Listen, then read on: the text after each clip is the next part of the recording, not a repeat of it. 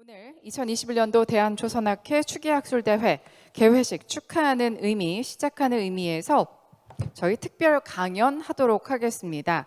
로이드 선급협회 아시아 박성구 총괄 대표님께서 강연해 주시겠습니다. 박수로 모시겠습니다.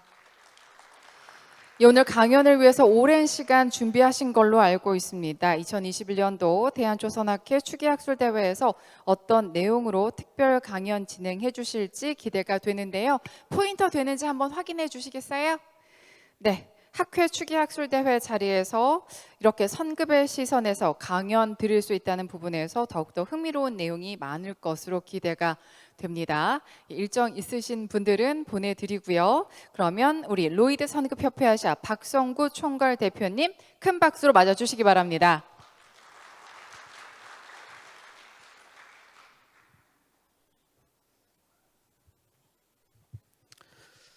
안녕하십니까. 로이드 한국, 일본을 맡고 있는 박성구입니다. 이 행사에 참석해서 조선해양산업의 변화에 대한 내용을 공유할 수 있는 기회를 주신 김현수 교수님께 감사드리고요. 자리를 빛내주신 내외인 여러분께도 감사를 드립니다.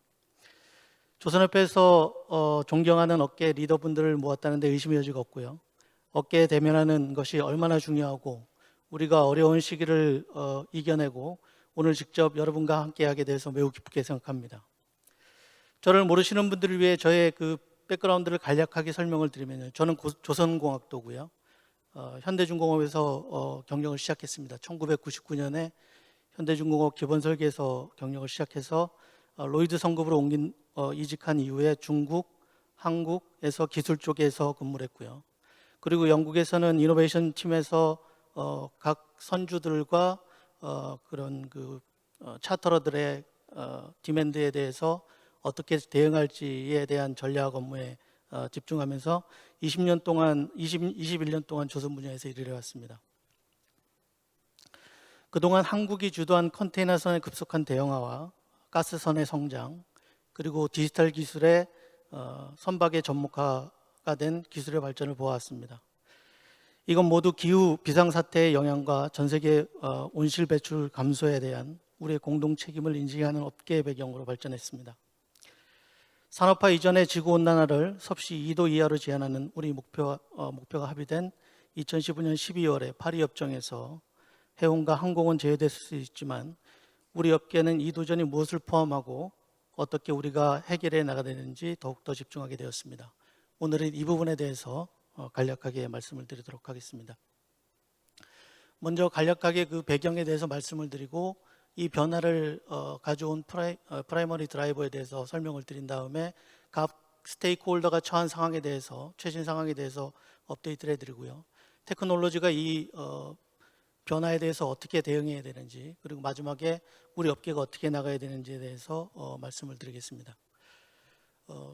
우리가 여러 가지 일하는 거에 대한 그 배경이 있지만 우리가 데일리 서비스하는 거에 대해서 무엇을 할지는 우리가 잘 알고 있습니다.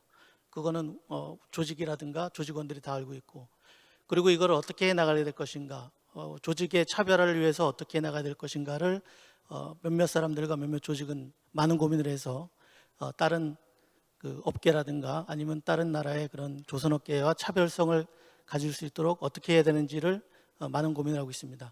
하지만 우리가 시간을 좀 더 투입해야 될 것은 왜 우리가 이것을 해야 되느냐, 끊임없는 질문이 좀 필요할 거라고 생각이 됩니다. 그래서 우리가 이 변화에 대해서 왜 이거를 하고 있는지 그거에 대해서 고민을 잠깐 하게 되면, 항상 우리 기업이나 성급도 마찬가지고요. 이익에 대해서만 쫓았지 솔직히 그 기후변화에 대해서 우리가 그렇게 심각하게 고민한 적이 없다고 생각이 됩니다. 그래서 이 기후변화는 현재 우리 세대들은 문제지만 우리 다음 세대, 우리 다다음 세대들이 지구에 살아가는 데 있어서 중요한 플랫폼이기 때문에 우리가 이 일을 왜 하는지, 우리가 조선업계에서 디카보나이제이션, 디지털라이제이션을 왜 하게 되는지에 대한 배경은 기후변화에 있다고 생각이 됩니다. 그래서 지금 글라스고에서 COP26이 다음 주까지 진행되고 있는데요. 4가지 고를 살펴보면 처음에 20세기 중반까지 약간 모호하긴 합니다. IMO나 이런 데서는 구체적으로 2050년을 얘기하지만 모호하긴 한데 아마 중국과 지금 인도가 참석을 안 해서 이렇게 돼 있는 걸로 생각이 됩니다. 이번 세기 중반까지의 넷제로를 실현한다는 게 타겟이고요. 그리고 기후 변화를 1.5도 내에서 제한하겠다는 게 목표입니다. 두 번째 목표는 우리 사회를 그리고 우리의 그 자연을 지키는 거를 채택한다. 그게 이제 두 번째 목표가 되겠고요. 세 번째는 기업과 밀접한 관계가 있습니다. 파이낸스는 어쨌거나 이 산업을 성장시키는 배경이 되기 때문에 이런 그 금융을 동원해서 전체적으로 이 산업계가 넷제로로 가는 그런 걸 드라이브를 걸겠다는 게 이제 세 번째 목표가 되겠습니다.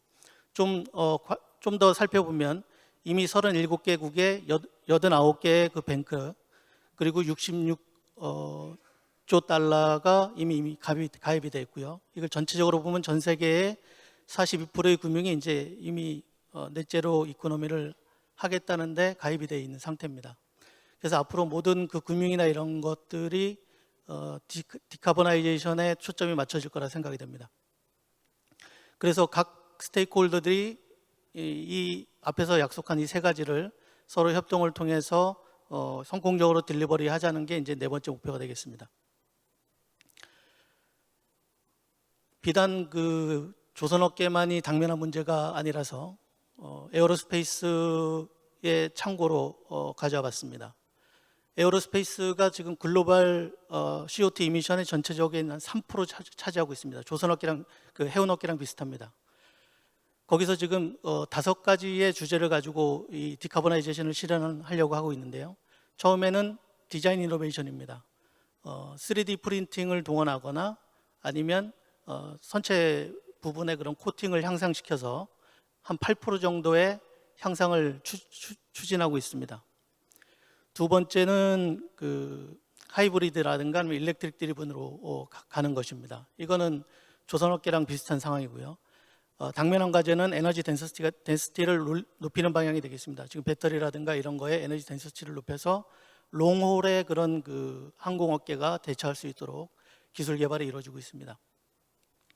세 번째는 그 에비에이션 퓨얼, 서스테이너블 에비에이션 퓨얼을 새로 서플라이 체인에 추가하는 겁니다. 두 가지가 되고 있고요. 하나는 바이오고 하나는 합성 등유가 되겠습니다. 하지만 조선업계랑 마찬가지로 이거는 항공주랑 비교했을 때 적어도 2배에서 많게는 10배까지 비용이 증가하는 측면이 있습니다. 그래서 현재 단계에서 비즈니스 케이스가 나오기 어려운 단계고요. 기술 개발이 꾸준히 이루어져야 된다고 생각합니다. 네 번째는 효율적인 트래픽 매니지먼트입니다. 많이 경험을 하셨을 겁니다. 특정 나라에서 다른 나라로 이동할 때 우회 경로를 택한다든가 아니면 공항에서 착륙 시점을 기다리기 위해서 많이 배회하는 경우를 많이 느끼셨을 겁니다. 그때 발생하는 카본을 줄이고자 트래픽을 좀 효율적으로 하는 거에 집중을 하고 있습니다. 마지막으로는 인프라스트럭처의 구축입니다. 세 번째 말씀드린 그 서스테이너블 에비에이션 퓨얼이 아무리 있다고 하더라도 그리고 전기 추진으로 된다고 하더라도 인프라스트럭처가 공양이 없게 되면 추가적인 카본 이미션이 생기게 됩니다. 그래서 인프라스트럭처가 중요한 사항으로 마지막으로 지금 고려가 되고 있습니다. 그럼 화주들의 움직임에 대해서 한번 알아보겠습니다. 2주 전에 COZEV라고 카고 오너포 제로 미션 베슬 밑에 보시면 화주들의 이름이 나와 있습니다. 이 화주들이 2주 전에 선언한 내용입니다. 첫 번째는 2040년까지 자기네들이 중간 단계의 그런 KPI를 세워서 모니터링하겠다는 게 첫 번째 단계고요. 두 번째는 임박한 디카보나이제이션 기술에 대한 공동 작업에 자기네들이 협조하겠다는 게 두 번째입니다. 그리고 세 번째로서는 해운에서 나오는 그런 디카보나이제이션 이미션을 카본 이미션을 트래킹하겠다는 게 이제 세 번째 자기네들 목표고요. 네 번째로서는 이런 그 화주들 그룹이 조금 더 참여할 수 있도록 기회를 증진시키겠다는 게 네 번째입니다. 마지막으로는 그 트레이딩 루트, 특정 트레이딩 루트의 디카보나이제이션을 먼저 추구하는 것을 우선순위로 두고요. 거기에 대해서 가속화를 시키겠다는 게 이 화주들의 선언이 되겠습니다. 2040년까지 자기네들이 목표를 세워놨고요. 2040년 이후에 디카보나이제이션 퓨일이 아니면 자기네들 그 서비스를 이용하지 않겠다는 게 주요된 골자가 되겠습니다. 그리고 폴리시 메이커 측면을 보겠습니다. IMO에서 2018년 해운으로부터 배출되는 온실가스 저감을 위한 초기 전략 계획을 수립하여 2050년까지 2018년 대비 50% 절감하겠다는 목표를 공식화했습니다. 파리 협정에서 제시된 1.5도 목표를 달성하기 위해서는 IMO 목표가 너무 낮게 설정되어 있다는 의견들이 많이 제시가 되고 있는 상황입니다. 이를 2050년까지 100% 저감하겠다는 목표로 상향해야 한다는 의견들이 IMO에 많이 제출되고 있고요. 지금 COP26차에서 논의되는 이러한 IMO 목표 설정에 영향을 미칠 것으로 예상하고 있습니다. 유럽연합 역시 2030년에 1990년 대비 온실가스를 55% 절감하고 2050년까지 기후 중립을 달성하겠다는 목표를 공식화했습니다. 목표 달성을 위해 다양한 입법안들이 논의되고 있습니다. 현재는 규제 측면 이외에도 기후 변화에 대한 사회적인 인식들이 높아지면서 용선주 또는 화주들이 화물 운송에 관한 카본 풋프린트를 저감하도록 선사에 다양한 방식으로 압력을 넣고 있습니다. 이처럼 선박에서 온실가스 저감 문제는 해운업계의 대세로 받아들여지고 있고 발빠른 선사들은 온실가스 저감과 관련한 중장기 목표를 설정하여 다양한 조치들을 검토하고 있습니다. 하지만 온실가스 저감은 해운업계 홀로 풀 수 있는 사안이 아닙니다. 전 지구의적인 문제이기 때문에 이로 인해서 해운업계는 기존에 경험하지 못한 다양한 도전들에 직면하고 있는 상황입니다.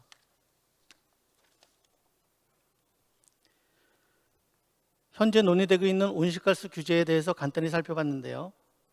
기후변화를 막아야 한다는 대의하에 온실가스 저감 목표 설정, 이를 달성하기 위한 각종 규제의 필요성에 대해서는 많은 이들이 공감하고 있습니다. 하지만 관련 논의가 어떻게 진행되고 있는지, 어떤 규제가 나올지는 여전히 미지수로 남아 있는 상황입니다. 관련 논의가 빠르게 진행되어 규제가 시행된다고 하더라도 이를 만족하는 장기적인 제로 이미션으로 도달하기 위한 구체적인 방법에 대해서는 여전히 많은 불확실성이 있습니다. 즉 규제가 결정되어 시행되더라도 로우 제로 카본 퓨일에 대한 전환을 위해서는 관련된 테크놀로지가 개발돼야 하는데 현재는 아직 연구 단계에 있는 실정입니다.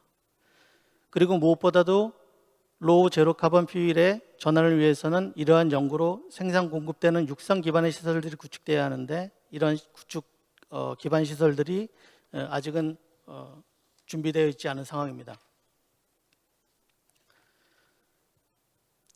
2020년에 수행된 유마스 연구 결과에 따르면 2050년에 해운에서 제로 이미션을 달성하기 위해서는 약 1.4조에서 2조 달러의 투자가 요구되고 있는 실정입니다. 선박 자체에 대한 투자 비율은 전체의 약 13% 정도밖에 안 되고 나머지 인프라스트럭처 구축의 87%나 차지한다는 연구 결과가 있습니다. 이는 2050년 제로 이미션이 국제 해운이 달성해야 되는 목표이긴 하지만 해운 산업 자체의 노력으로는 목표를 달성할 수 없다는 점을 시사하고 있습니다. 또한 2050년 기후 중립 달성을 위해 모든 산업들에 대해서 지역 차원에서 규제 또는 정책이 시행되어 IMO의 해운 차원에서 국제적인 규제보다 더 강화된 규제가 빨리 시행될 가능성도 내포하고 있습니다. 지금 논의되고 있는 EU P455 패키지도 이러한 가능성을 보여주고 있는 상황입니다. 이러한 불확실성에 대비하기 위해서 저희 로이드 레지스 파운데이션에서는 마리타임 디카보나이제이션 허브를 오픈하였습니다. 실질적인 도움을 주기 위해 구체적인 목표와 구체적인 실행 방안이 뒷받침되어야 할 것이기 때문에 2030년까지 안전하고 기술적으로 실현 가능하고 그리고 커머셜리 바이어블한 제로 이미션 시핑을 달성하겠다는 미션을 수립하였습니다. 이를 통해 로우 카본 퓨일에 대한 전환보다 명확한 프로세스 그리고 특히 제로 카본 퓨일 서플라이 및 제로 이미션 베슬에 대한 기술 정보를 제공하고 이해 당사자들의 불확실성을 해소하여 이를 기존에 경험하지 못한 도전들을 헤쳐나갈 수 있도록 도움을 주는 것에 가장 큰 목표가 되겠습니다.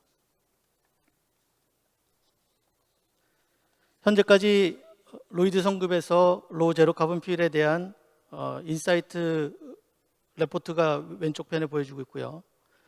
shipping 밸류 체인 전체에 걸친 이해 당사자들 협업을 통해서 에너지 재난이 보다 안전하고 지속 가능할 수 있도록 노력하고 있습니다. 특히 선사, 조선소, OME, 엔진 메이커 다양한 조인트 프로젝트를 통해 파트너십을 강화해서 제로 카본 기술이 연구가 좀 더 진전되고 실제 프로젝트에 적용될 수 있도록 노력을 하고 있습니다. 한 가지 접근 방법이 좀 독특한 곳이 있습니다. 포트 오슬로티 MPA를 여기서 설명을 드리겠는데요. 일단 디지털라이제이션을 먼저 화두로 두고 있습니다. 그래서 디지털 십, 디지털 포트, 디지털 오션 전체 오션 이코노미를 커넥티비티를 통해서 디지털 전환을 꾀하고 있습니다.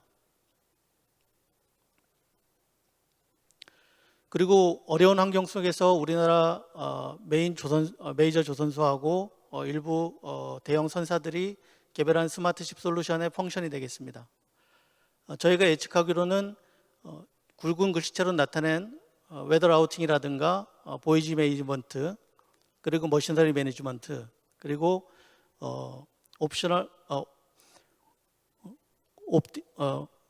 플립 매니지먼트와 그리고 리얼타임 데이터 어널리시스 그리고 그걸 통한 분석 요 볼딕체로 한 부분이 좀 더 디지털 십 솔루션에서 좀 더 발전되지 않을까 생각이 됩니다. 디카보나이제이션이 드라이브를 걸고 있기 때문에 다른 펑션보다 이것들이 조금 더 발전되고 다른 스테이크홀더들과 데이터가 공유될 거라고 생각하고 있습니다.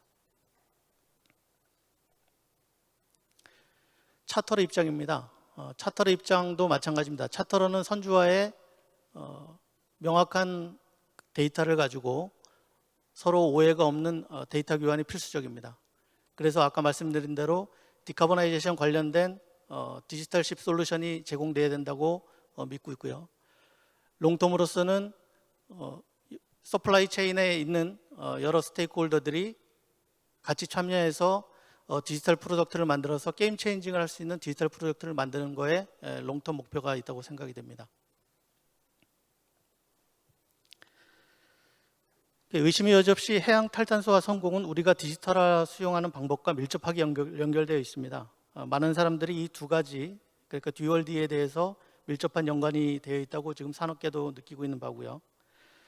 팬데믹은 해운 관점의 기술 사용 방식을 근본적으로 변화시켰습니다. 우리 산업의 발전 가능한 리모트 서베이 활용 및 그리고 기존 선대 선박 운영을 최적화하기 위해 기술 협력하는 방법에 이르기까지 공급망을 계속 개방할 수 있도록 기술 발전이 이루어질 거라 믿고 있습니다. 우리는 디지털 트윈을 사용해서 자산의 구조 및 운영 상태를 평가할 수 있다고 생각을 하고 있습니다. 실제 저희가 진행하고 있는 프로젝트가 옵쇼어 프로젝트 중에 블루워터 플로트라고 해서 FPSO가 한 사이트에서 일하고 다음 사이트로 옮길 때 남은 잔류 수명이 어떻게 되는지 그걸 통해서 그 에셋을 재활용하면서 오펙스를 늘리는 방법이 되겠습니다. 그리고 캐나다 해운에서는 자기네 그 플릿 매니지먼트 중에 그 헐에 대한 그 메인터넌스가 전체 오펙스의 30%를 차지하고 있다는 그런 어려움이 있기 때문에 이 또한 디지털 트윈 기술을 활용해서 오펙스를 낮추는 걸로 프로젝트를 진행하고 있습니다. 이러한 모든 디지털 가능성 및 잠재력과 함께 우리 업계는 해양 탈탄소화 및 여러 가지 다양한 경로로 디지털라이제이션을 저울질하고 있습니다. 이는 무역로, 선박 유형, 운영 프로필, 미래 연료 가용성에 따라 결정이 되고 있습니다. 수소, 메탄올, 암모니아, 바이오연료, 심지어 핵까지 많은 에너지원이 현재 고려되고 있는 상황입니다.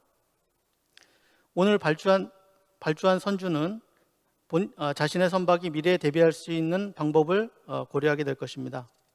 이러한 제반의 테크니컬 챌린지는 조선소에 요구하게 될 거고요.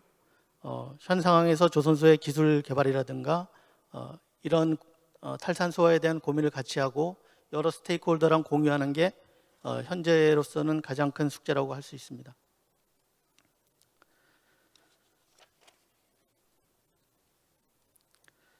현재까지 협력적으로 작업하고 학습한 내용을 공유함으로써 중복 노력과 잠재적 실수를 피하고 앞으로 도전의 규모를 감안할 때 우리는 선점자를 지원하고 기술 투자에 대한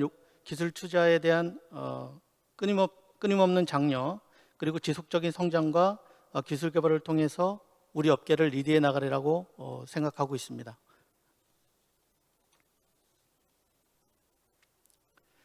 현재 긍정적인 협력 프로젝트들이 진행 중입니다.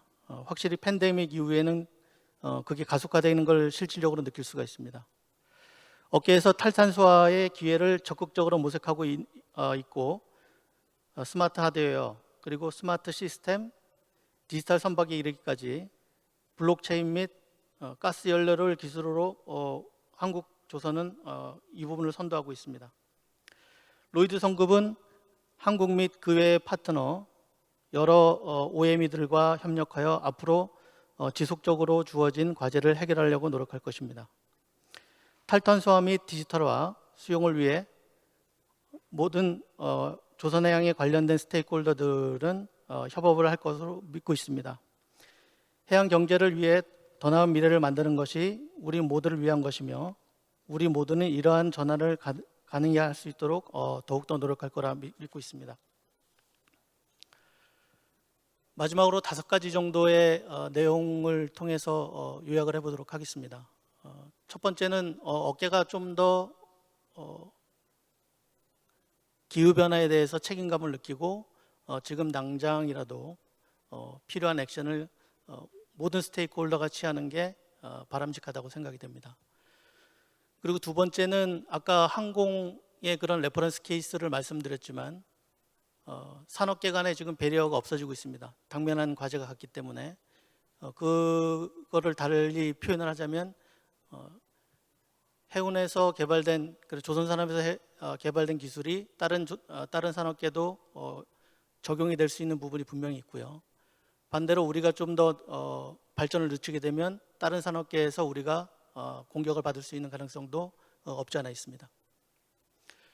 세 번째로는 우리 여러 스테이크홀더들이 지금 현재 입장이 다르기 때문에 많은 불확실성이 있는 게 사실입니다. 하지만 이 불확실성 아까 위원님도 말씀하셨지만 위험이 있으면 기회가 있듯이 적어도 향후 5년 동안은 우리 조선산업계에서는 크나큰 기회를 맞이했다고 생각이 됩니다. 네 번째로서는 인프라스트럭처 아까 말씀드렸지만 거기에 필요한 투자가 87%고요. 그리고 배의 효율을 높이기 위해서 투자되는 그런 기술이 13%가 되겠습니다. 전체적으로. 그렇기 때문에 이 산업계 전반에 걸친 스테이크홀더들의 협력이 절실히 필요하다고 생각이 됩니다. 마지막으로 디카보나이제이션에 우리가 많은 얘기를 하고 있지만 디카보나이제이션이 디지털라이제이션이 받침이 되지 못한다면 나중에 여러 가지 혼란이 있을 수 있게 됩니다. 우선은 서로 간의 그런 데이터가 투명해야 되고 믿을 수 있어야 되기 때문에 디지털라이제이션이 디카보나이제이션에 가는 근본적인 테크놀로지 밑바탕이 되리라 믿어 의심치 않습니다. 우리는 항상 예전에는 벙커링이라고 하는 우리 그 shipping의 고유한 퓨일이 있었는데요. 그게 지금 챌린지를 받고 있고 현재 거기에 대해서 예전에는 계속 조금 다른 인더스트리보다 지연을 해가지고 다른 테크놀로지를 받아들인 사례가 있습니다. 하지만 앞으로 아까도 말씀드렸지만 산업계 전반에 배리어가 없어진 상황에서 우리가 좀 늦추고 있다면 다시 다른 산업계에서 도전을 받을 확률이 많습니다. 그래서 이런 변화는 내일 하는 게 아니라 오늘부터 변해야 될 거라 믿고 있습니다.